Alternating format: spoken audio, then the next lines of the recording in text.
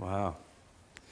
Well, welcome to our first evening together. Just exploring the topic of honor among us and how do we live in a community that is free and yet very, very connected. And I think that we have 6 weeks together, so we're going to explore a range of topics and facets of this thing called honor. Tonight, really, what I want to do primarily and first and foremost is really just define honor to you. In how many of you've actually heard the message, Culture of Honor? Okay, good. How many of you have not? Oh, dang. Oh, perfect, actually. This is for you. And for those of you who haven't heard it, you probably haven't heard it in a while. So it's for you, too.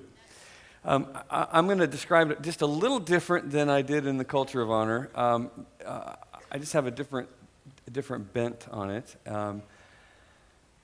I think that message was recorded like 3 years ago at a leaders' advance. So, I've learned a couple things in 3 years. And, I just thought I'd just kind of share it with y'all, and we'll go from there. There are very few things that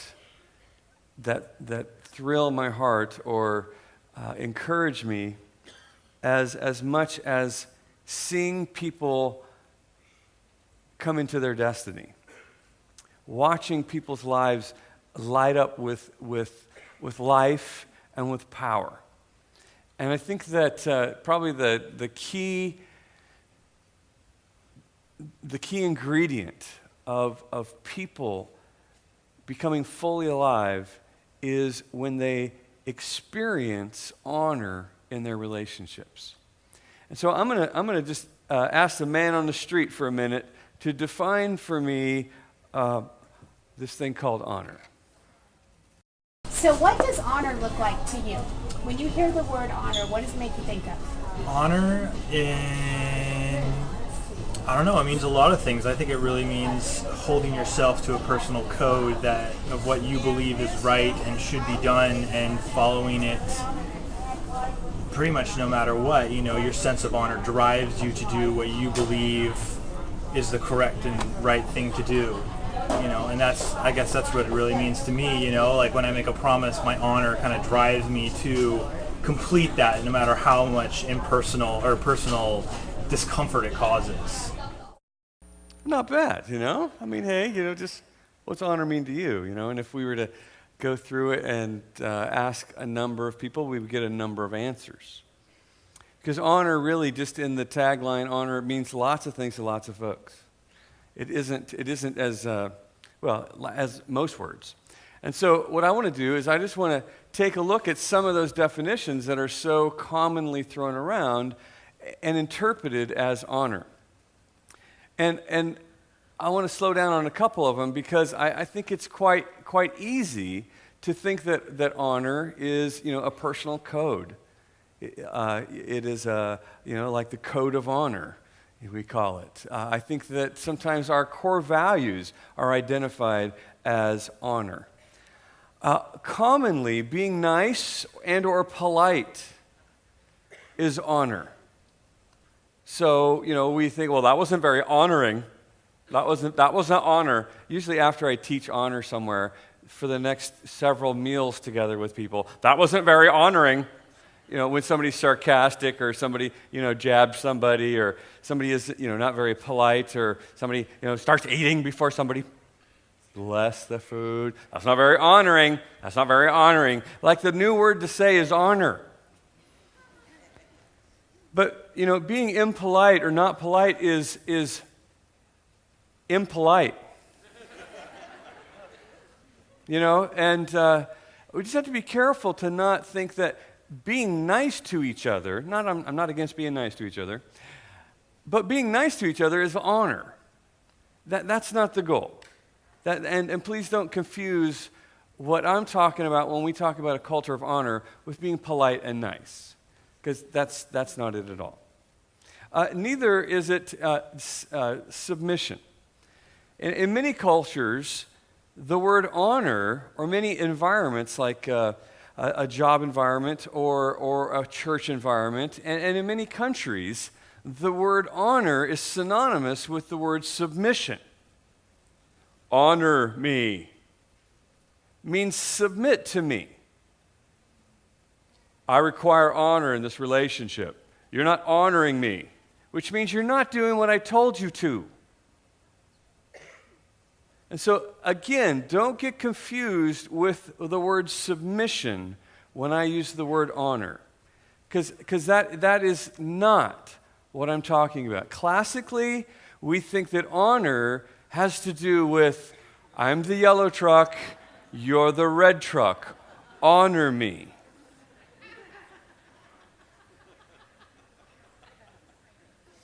And I just don't want you to think for a second that that's what I'm getting at all, because I am not. I am not here to reinforce the world's view of honor in your heart and your mind. I really want to interject to you something that changes the dynamic of relationships. You know, we have a long history of teaching people the ways of the world. We introduce dynamics that seem to be invincible, that nobody can change. You know, and Darwin, Darwin gets nailed for a lot of stuff, but one of the things that Darwin did introduce was this thing called natural selection. And it got tweaked, and it turned into a hot debate, and it should have. He created a problem for himself. But the idea of natural selection is that the strong survive. That if I can eat you, I win. If you can't kill me off, and I can kill you off, I win. My species wins. My race wins. My government wins. And that isn't something that he created, it is something that he noticed. That there's a lot of validity, there's a lot of power in being the strongest survivor. And the way that we create a hierarchy, or the way we separate our society, is by identifying those who are the fittest. And they are the most powerful. Now that's been going on since caveman days, right? I have a bigger fist than you do. Boom! I have a bigger rock than you have a fist. Bang!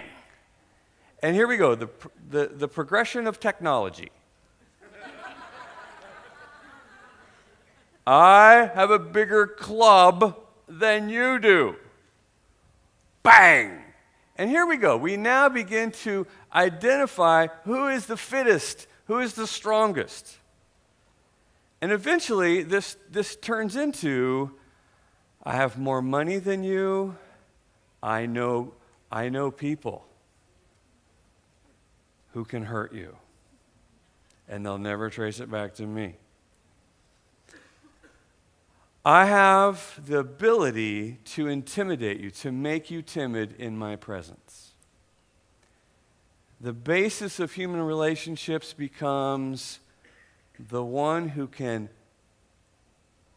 dominate the other one is worthy of the most honor. We make honor conditional. We make honor something that you earn. But the reality of it is this: honor is something that I am. and you have no control of it at all. Honor is someone that I am. 1 Peter tells us, honor the king, honor those in authority over you, honor all people. Now, who does that leave out? Earlier, somebody said, the dog. Okay, that was a new one. I wasn't ready for that. The dog is left out of honor all people.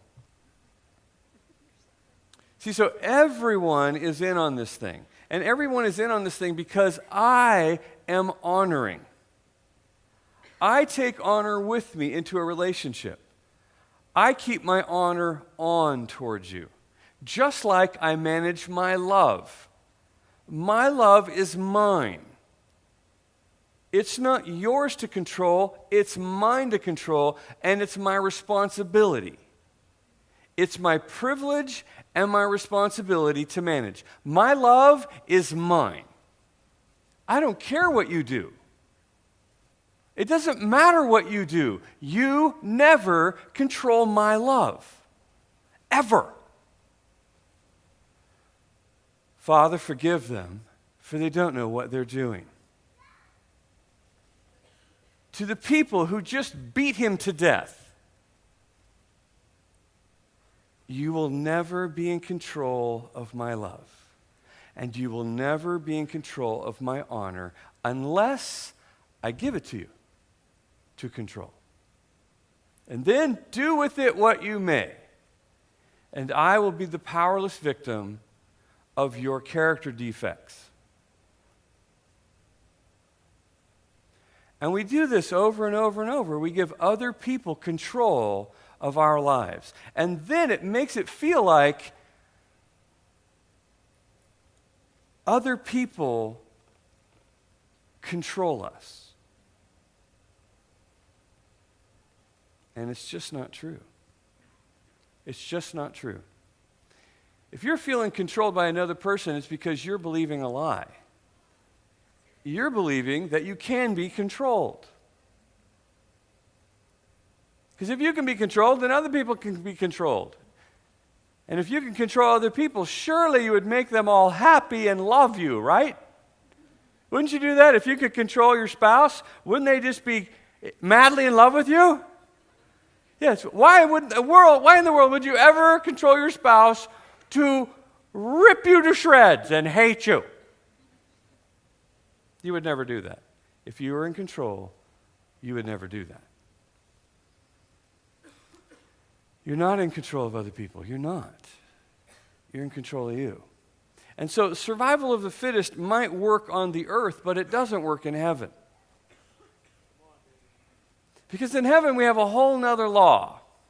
It's supernatural selection, not natural selection. It's supernatural selection. And supernatural selection doesn't make survival the goal or the element of life. Survival is not the element of life through the supernatural. Thriving is the element and the essence of a supernatural life. Thriving, and we thrive through love, and we thrive through honor. But we have to understand what they are. That we have to understand that there is these are not just words. These are not just, I guess we have to define the words that we're going to use. We have to agree on the definition of these words. Jesus is a classic demonstration of honor. But we unfortunately, we interpret Jesus often to justify ourselves.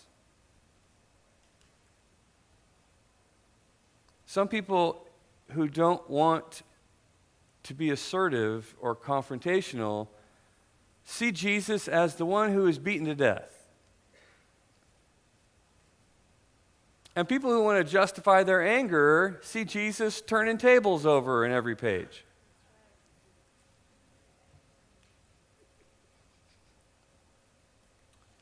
But if you want to learn about honor, it's all over the place. Jesus, he shows honor all over the place.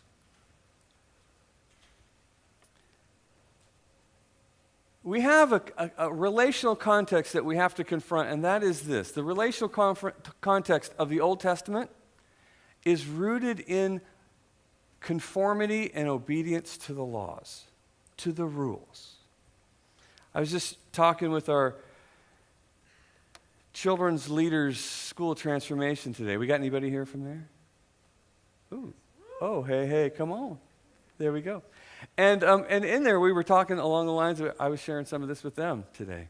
And it's interesting to me how much of church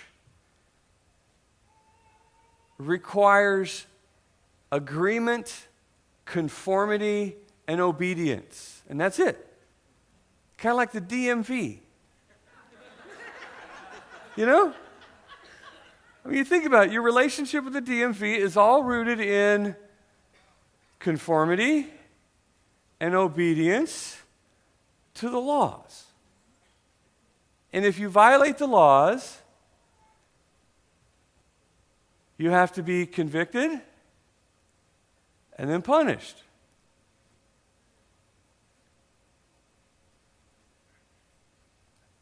Sometimes you have your rights revoked, and sometimes they're just put on probation. Because we're watching you, boy. Well, I don't know if you've been in church for very long, but that's very much like church life.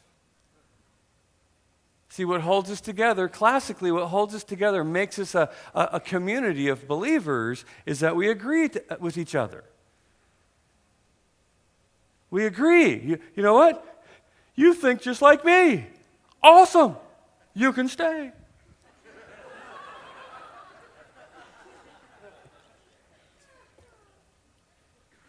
I like hanging around you because you remind me of me. We agree. As long as we agree, we get along. As long as we get along, we think we're a community. But you know something that's required now that was never required before?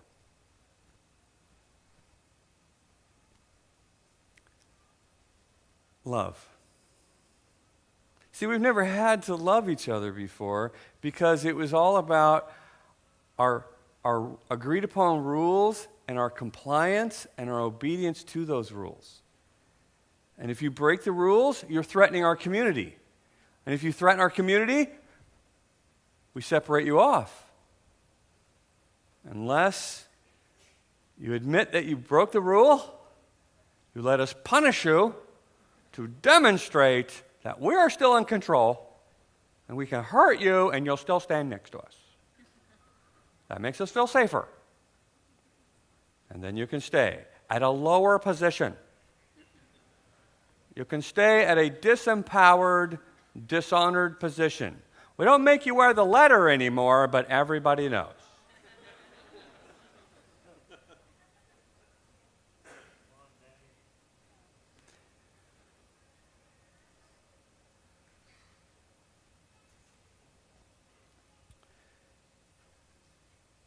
The rules of our relationships cannot be the law, or else we don't need love. We don't need it. You don't need love to get along with the IRS, ever. You just need to obey and conform. And if you break the rules, pay the penalty.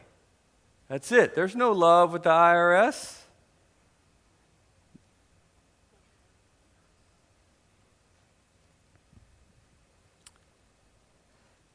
It's an interesting passage in the book of Isaiah. You can see it better on this screen over here. Isaiah 16, verse 5, in the New King James Version says, "In mercy the throne will be established, and one will sit on it in truth in the tabernacle of David, judging and seeking justice and hastening righteousness." The Message Bible says, "A new government of love will be established in the age-honored David tradition."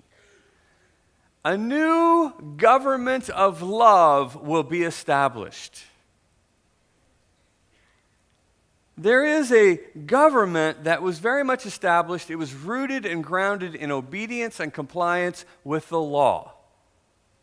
But there will be a new government established, and that government will be a government of love. Now, this is scary, scary stuff. Scary, scary stuff, because when you introduce to a group of people a government that does not require obedience and compliance through the fear of punishment, when you release people from the fear of punishment, you could very well introduce chaos.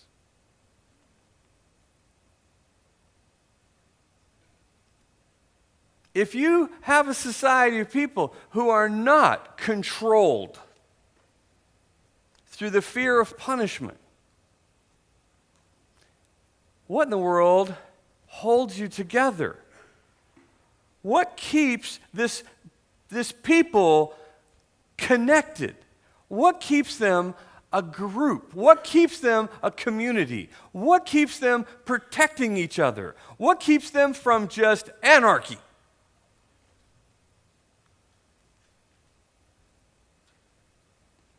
See, in order to have a culture of honor, in order to experience honor and love, you have to have these conditions. You have to have freedom. You have to have it. You have to have freedom. 2 Corinthians chapter 3, verse 17 says, "And God is spirit, and where the Spirit of the Lord is, there is freedom." So, in the presence of the Lord, when God fills the temple, there is freedom. So you cannot have love and honor without freedom. And freedom starts with this. 1 John 4:18. There is no fear in love. Perfect or mature love casts out how much of the fear? All the fear. Fear has to do with punishment. The one who fears is not made mature or perfect in love. So here's the deal. There is no fear of punishment in love. There is no fear of punishment in love. So if we have no fear of punishment, what is it that keeps us in line? What is it that keeps us connected to each other? If we can disagree, if we can be ourselves, if we can tell each other the truth in love, and there is no fear of punishment because there is no punisher,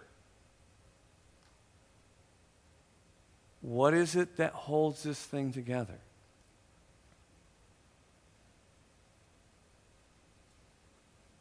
See, this is the scary part. This is what we're afraid to introduce. We're afraid to introduce high levels of what keeps us together. Many of you have seen this before. I just want to make sure that everybody gets to see this. I love this one. All right? This is a little story of a lady who trains horses. She trains them without using a bit or a bridle. Exhibitor number 3353, Wizard's Baby Doll, owned by Greg Gessner of Strasburg, Ohio. Stacy Westfall will be riding. Stacy Westfall and Wizard's Baby Doll. Stacy would like to dedicate this ride to her dad, who went to live in heaven just 24 days ago. Thanks for teaching me to keep trying new things. Stacy Westfall.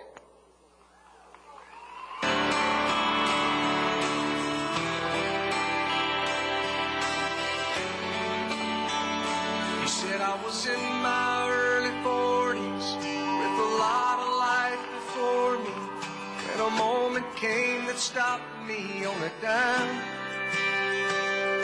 I spent most of the next days looking at the x-rays, talking about the options and talking about sweet time. I asked him when it sank in that this might really be the real end. How's it hit you when you get that kind of news? Man, what'd you do? And he said, I went skydiving, I went climbing, I went 2.7 seconds on a bull named Blue Mansion. And I loved deeper, and I smoked sweeter, and I gave forgiveness I could deny it. And he said, someday I hope you get the chance to live like you were dying.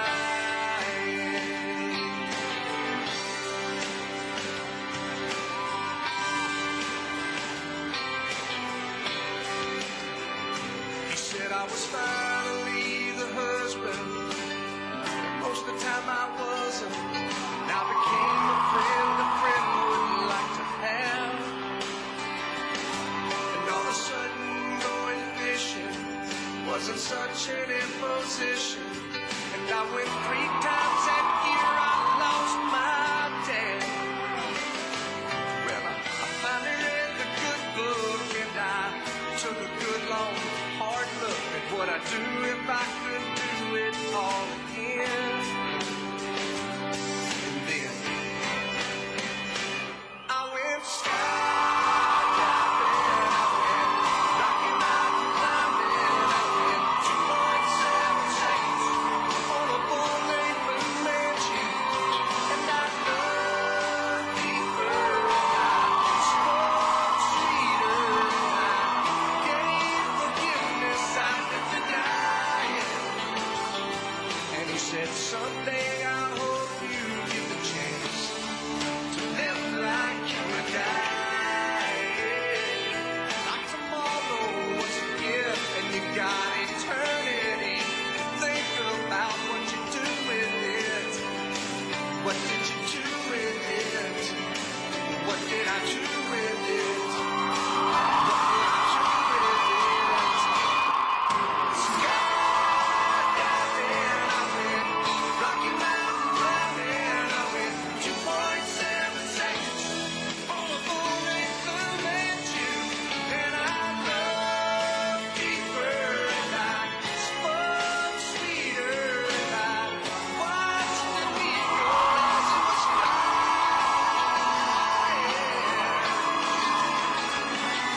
And he said, someday I hope you get the chance to live like you were dying. To live like you were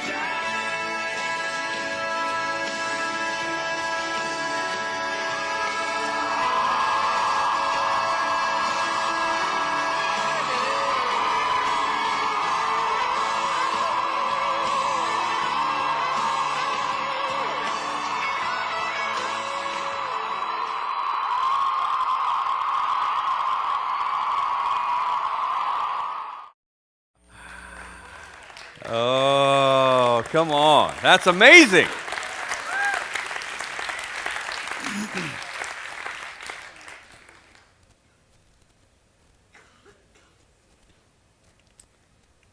And a new government will be established. See, Stacy Westfall has empowered this horse in a relationship to where the horse gets to be free around her.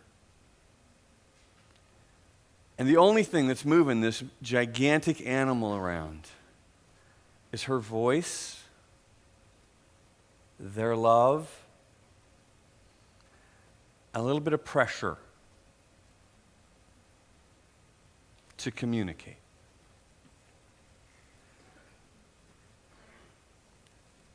A government of love doesn't need the threat of punishment. It needs love. It needs love and communication. That's what it needs. A government of love needs people to be connected, heart to heart, to have value for each other, and to be able to communicate well. And when you don't communicate well, I don't know if you work in a large organization, or maybe you even have a large family. Or maybe you're just married to an other gender.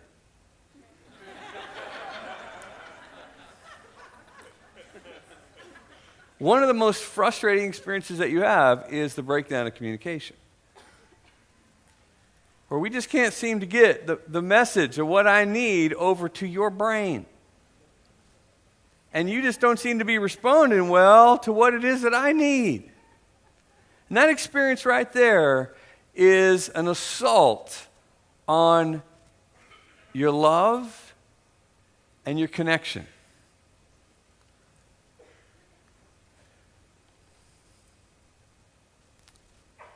In an environment where we practice and cultivate honor, we have to realize that this is what holds us together. But really, I want to define honor for you as having two powerful people in a relationship. Two powerful people, not one. Not taking turns being powerful. My turn to be powerful. You were powerful last time. It's your turn to surrender, submit, and honor me. Okay, now it's my turn. Hey, this works pretty good. Awesome. Hey, it's your turn. No, it's your turn. No, it's your turn. And it all comes apart. Or it's always your turn. You're always the yellow truck. I'm always the red truck. And we call this honor because we agree. We agree you're powerful and I'm not powerful. Honor is nothing less than two powerful people in a relationship who have the ability to communicate while they stay connected, getting their needs met, each other, and even for the situation that they're in. We're paying attention to what two powerful people need. The idea that I have all the power and you have no power because I pay your salary. I have all the power, you have no power because I'm the man, and the man is the head of the woman. I have all the power, you have no power because I'm the spiritual leader and you're not.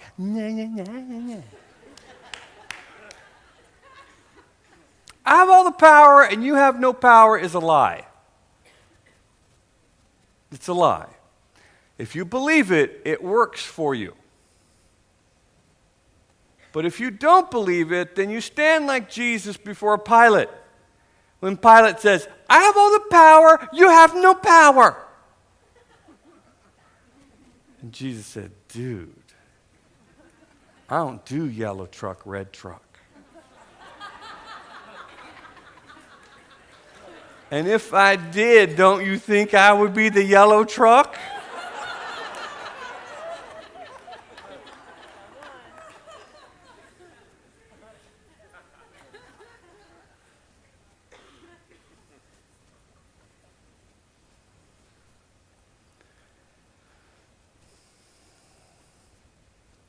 The idea of who is greater than the other is a predicament that we see amongst the disciples who are walking with Jesus, I'm better than you. I'm bigger than you. I am more powerful and more deserving than you. Mom said so.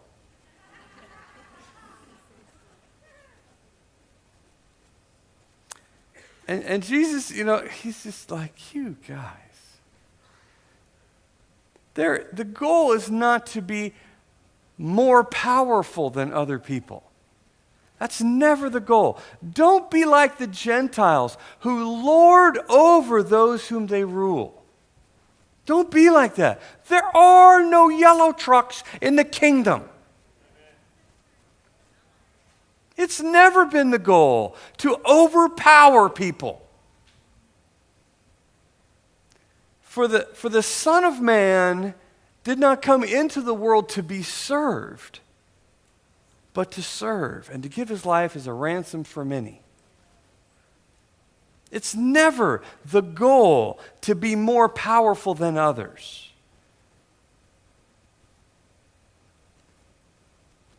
And neither is it the goal to be overpowered. Two powerful people in this relationship together. This is how we get honor. This is how we demonstrate love. How much fear is in love? None. How much fear is in yellow truck, red truck? Depends on which one you are, right?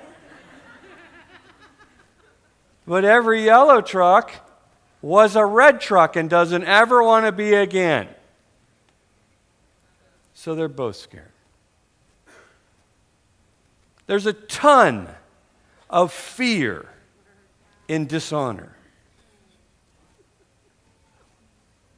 And there is no fear in honor. But the way that we create these honoring relationships is we have two powerful people who can and will get their needs met in the relationship or in the situation, and or both. Now that takes skills. That takes a lot of skill because most of us, especially if we were raised in the church, we weren't raised to be powerful. We weren't raised to understand love. And so we don't have a lot of skill in cultivating strong connections and good communication. So I have to ask you the question, what are you going to do? What are you doing to strengthen your ability to make strong bonds with other people? Bonds of love, value, protection. And what are you doing to learn to communicate what it is that you need in a relationship? See, a good 80% of the people in this room do not know how to communicate what they need. That's a pretty high percentage. Don't know how to communicate what it is that they need. Now, they know how to get upset when they don't get what they want. Right? Probably 100% of the people in the room know how to do that. But to effectively communicate what it is that you need to feel in the presence of the person that you're with, not that great at it.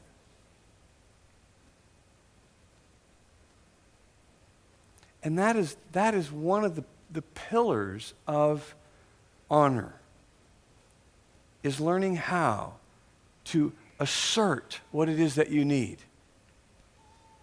And not attack people, and not try to control people, and not punish people when they fail to supply it. This thing of honor it's a new thing. It's not, and it requires a ton of change. It's not some easy hala hala shalom, bam, you're honoring. And it's not going to happen. I mean, you can want it, but it's not going to happen. The way it's going to happen is you learn how to courageously love and courageously confront. how you learn how to show yourself to other people, and you allow other people to show themselves to you. And you don't fear being controlled because you don't believe you can be, and you don't try to control because you don't believe you can. And it's not the goal to get you to do good things. It's not my goal to get you to do good things, even and especially if I really, really love you. It's not my job. I can't make you do anything, no matter how much I love you. But because we love each other, we are connected at the heart.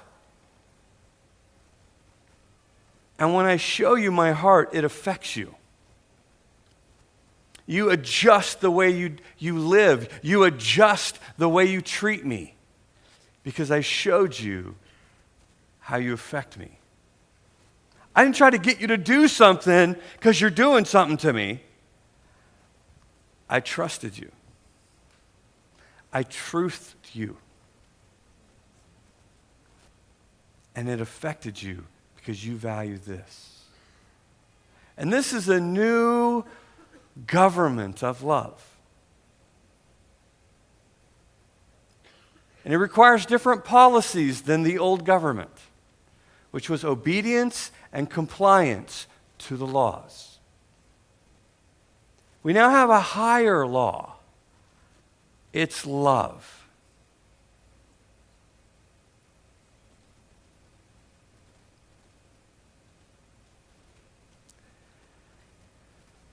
I've had parents say to me, when they teach their children to control themselves, to value the relationship with the parent, and to become responsible for themselves in the relationship. And so instead of the parent going, how many times do I have to tell you? Like, that's a real question. 7? 7 will do. I mean, is that really a question? No. How many times do I have to tell you? Now you get in here, and you get over there, and you get that, and you go there, and you do this, and I mean it now. Now, when parents stop doing that to their child, and they go, oh, no, honey, what are you going to do? Little kids, 5, 6, 8, 9. I hate it when you do that. Why don't you just yell at me like you used to? Because the law of love is so much more demanding of you. The government of love requires so much more from you. The culture of honor and protecting this love requires the best you got. And it's not about patty cake, about agreeing about how God is. And isn't it weird how much He's like us?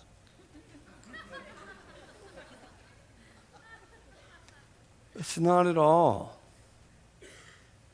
about agreeing about some rules. It is very much about valuing this. And honor is tested in the most intimate relationships. It is not tested amongst strangers. That stuff that you give strangers isn't honor. It's at the best support. But it's generally some kind of vibe so a stranger likes you. Oh, guest speaker, you're awesome. That was amazing. That was amazing. You are the guest speaker. That's awesome. Billy Graham, dude, you're amazing. You're amazing. Honor is not demonstrated amongst strangers. Honor is demonstrated in the most intimate relationships. Honor is demonstrated where people have failed you, where people have disappointed you, where people have hurt you, where people have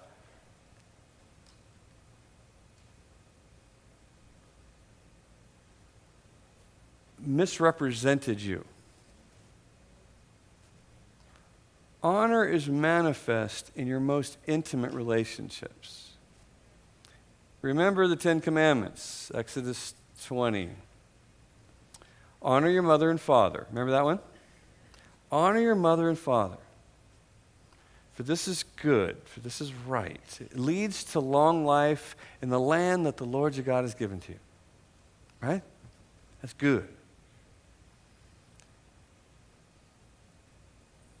Who has disappointed, failed, made more mistakes in front of you? Whose dirt do you know better than your parents?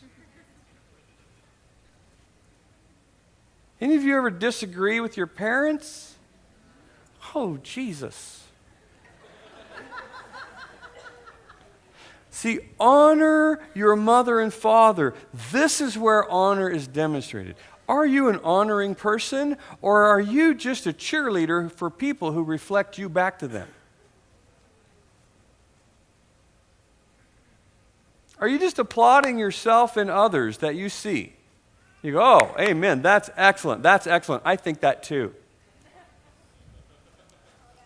I've actually said that before. That's a good word.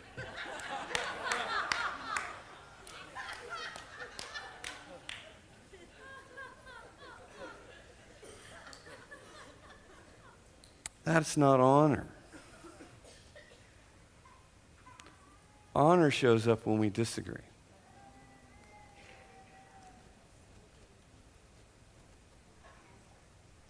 Honor shows up when one or both of us have failed.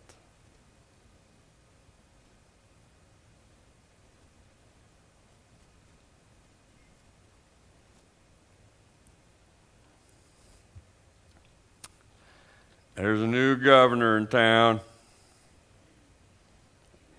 His name is Love. And he's brought a government of love with him. And it requires that every one of us in this room learn how to do some things that are going to take effort. It's going to take effort. It's going to be a challenge, you know. It's going to require that we practice. I was just talking to a good friend today, and he was just telling me, you know, yeah, he just hit another bump last week. I'm married for 30 years, you know, and I still sometimes just don't want to honor her. I just don't want to. I said, well, how's that working out for you? I hate it when you say that, Danny. I hate it when you say that. Probably so.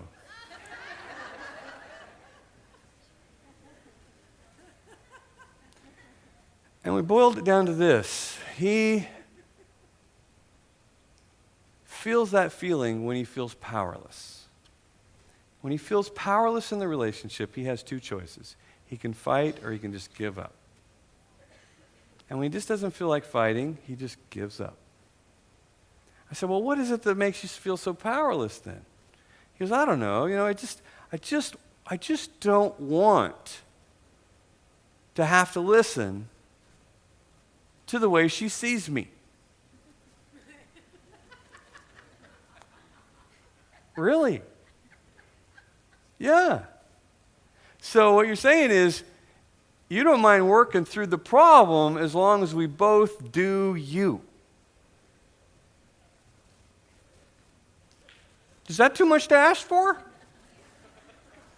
Well, how's that working out for you?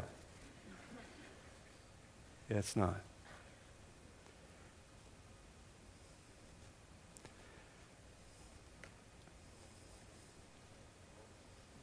The culture of honor is going to bring out the best in my friend. It's going to bring out in a short period of time what 30 years hasn't. What 30 years of trying to play courtroom in his marriage wouldn't ever create. Honor is intended to bring the very best you have to the table, the very best you have to the relationship, the very best you have to your marriage, to your friendships, to your children, the very best that you have.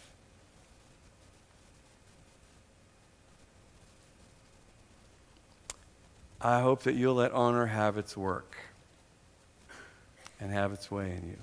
Put your hand on your chest.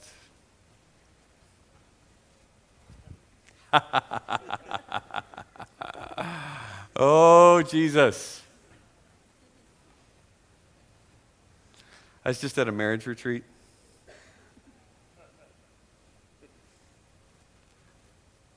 And you know how I just said, put your hand on your chest? I said, put your hand on your spouse's chest. And I lost all the men.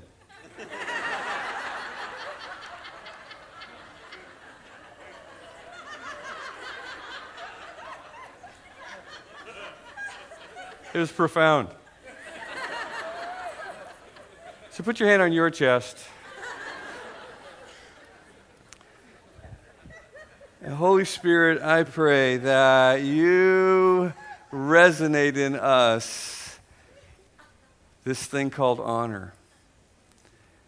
And Lord, we have not been given a spirit of fear. You know that. You've given that to us. You have given us instead a spirit of love, of power, and a sound mind, of a self-control. You have given us the spirit that we need to manifest a government of love in our midst. Nobody's going to make us do it. Nobody can. And yet it's this government of love that binds us together that no one can break, that no one can separate. It's this new government of love that makes us famous on the earth for our love for each other. And Lord, we pray that the world knows that we belong to you because we have willingly welcomed and cultivated a government of love, a government of your kingdom, that you, the King of love, the King of glory, will be magnified in our midst because everyone can see you in us. Amen. Amen. All right. Jesus.